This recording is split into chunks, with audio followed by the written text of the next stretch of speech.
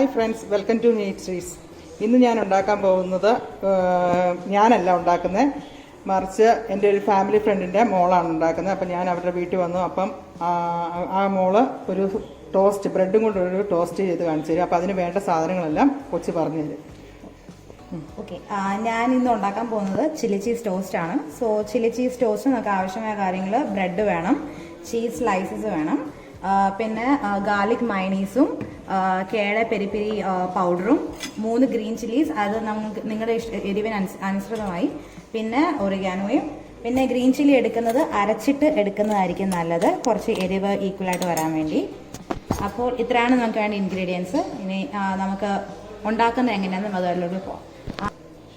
ഈ green chilli അരയ്ക്കുമ്പം green ചില്ലിക്ക് അത് ഇച്ചിരി ഒന്ന് ഉപ്പിടുന്നത് നല്ലതാണ്. ഉപ്പിടുന്നതിൻ്റെ കാരണം എന്താണെന്ന് വെച്ചാൽ ആ എരിവിൻ്റെ ഒരു അംശം ഇച്ചിരി ഒന്ന് കുറഞ്ഞ് ഉപ്പിൻ്റെ ഒരു ഉപ്പബിൾ ടേസ്റ്റ് മേക്കർ ആണല്ലോ, അപ്പോൾ അതിനുവേണ്ടിയാണ് നമ്മൾ ഉപ്പ് ചേർക്കുന്നത്.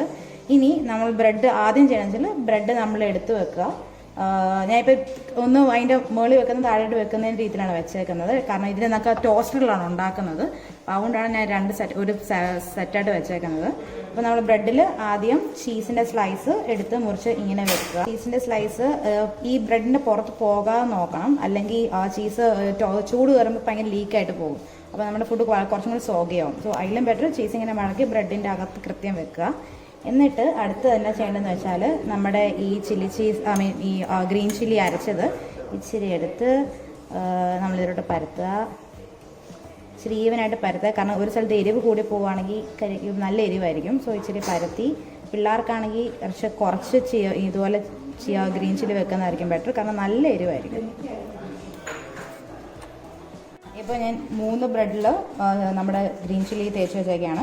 നമ്മൾ ഗ്രീൻ ചില്ലി എടുക്കുന്ന ഒരു അളവ് ഇങ്ങനെ, ഈ ഒരു ഗ്രീൻ ചില്ലിയാണ് അളവെടുക്കുന്നത്. അതിൽ എത്ര എണ്ണം വേണോ നിങ്ങളെ ഉണ്ടാക്കുന്നവരുടെ ഇഷ്ടം അനുസരിച്ച് ചെയ്യാം.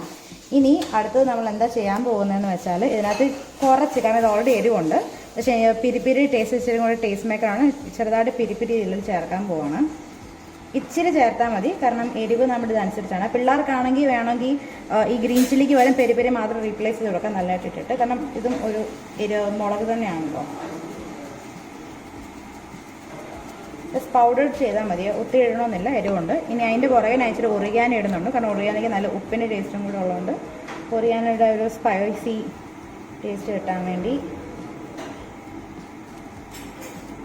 ഒറിഗാനോയും കൂടെ അതും പൗഡർ ഇടേണ്ട ആവശ്യമുള്ളൂ, കാരണം നമുക്ക് ഇതിനകത്ത് ചീസ് ഇത്രയും കിടക്കുന്നുണ്ട്. ചീസിനനുസൃതമായി ചീസിൻ്റെ ടേസ്റ്റും കൂടെ ഒത്തിരി ചീസി ആവാതിരിക്കാനും കൂടെയാണ് ഞാൻ ഇതെല്ലാം ആഡ് ചെയ്യുന്നത്.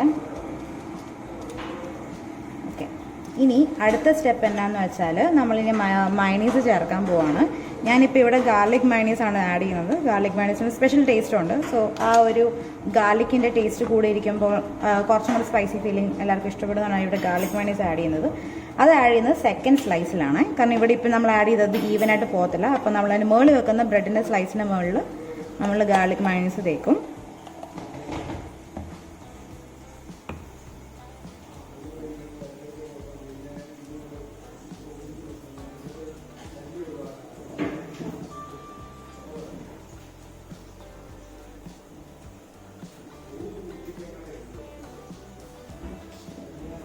ഇനി ഇത് നേരെ അടച്ചു വെക്കുകയാണ്.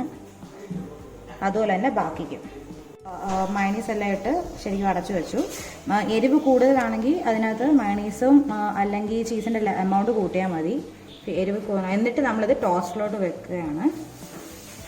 ശരിക്കും സീൽ ചെയ്ത് ടോസ്റ്റ് വെച്ചു. ഇനി ടോസ്റ്റ് അടച്ചു. ഇനി ഇത് വെയിറ്റ് ചെയ്യാം, ടോസ്റ്റ് ആവുന്ന വരെ. ഗ്രീൻ ലൈറ്റ് ആകുമ്പോൾ സംഭവം റെഡിയാണ്. ഓക്കെ, നമ്മുടെ ഇത് ആയിട്ടുണ്ട്. സോ ഞാൻ അത് ഓഫ് ചെയ്യുക. ഇപ്പം തുറക്കുമ്പോൾ ഇതാ നല്ല ക്രിസ്പി ആയിട്ടൊക്കെയാണ് ഇരിക്കുന്നത്. ഇതിനെ ഞാൻ പയ്യെ ടക്കറിൽ നിന്ന് എടുത്ത് തിരിച്ച് ഇങ്ങോട്ട് വെക്കും. ഇതിപ്പോൾ ഇച്ചിരി ഫുള്ളി മുറിഞ്ഞിട്ടില്ല, പിന്നെ ഇച്ചിരി നൈഫ് എടുത്തിട്ട് മുറിച്ച് കഴിയുമ്പോൾ ശ്രദ്ധിച്ചാൽ മതി. ചീസ് നല്ലതായിട്ട് പുറത്തോട്ട് തള്ളി വരുന്നുണ്ട്, ചൂടിൻ്റെ ഇത് കാരണം ഇച്ചിരി ലിക്വിഡായിട്ട് വരും. അതുപോലെ തന്നെ അപ്പം ഇതാ മോളുണ്ടാക്കി നന്നായിട്ട് നല്ല പുറമെ നല്ലതായിട്ട് മുരിഞ്ഞ് വന്നിട്ടുണ്ട്. അകം നല്ല ചീസി ആയിട്ടാണ്. പിള്ളേർക്കും ഇഷ്ടപ്പെടും. സ്പൈസ് മാത്രം ഒന്ന് നോക്കിയാൽ മതി. അതിൻ്റെ എരിവ് അതനുസരിച്ച് പിള്ളേർക്ക് കൊടുക്കുമ്പം എല്ലാവർക്കും ഇഷ്ടപ്പെടുമെന്ന് കരുതുന്നു. നല്ല വൈകുന്നേരം ഈവനിങ് ഒക്കെ കൊടുക്കാൻ നല്ലൊരു സ്നാക്ക് അതാണ്.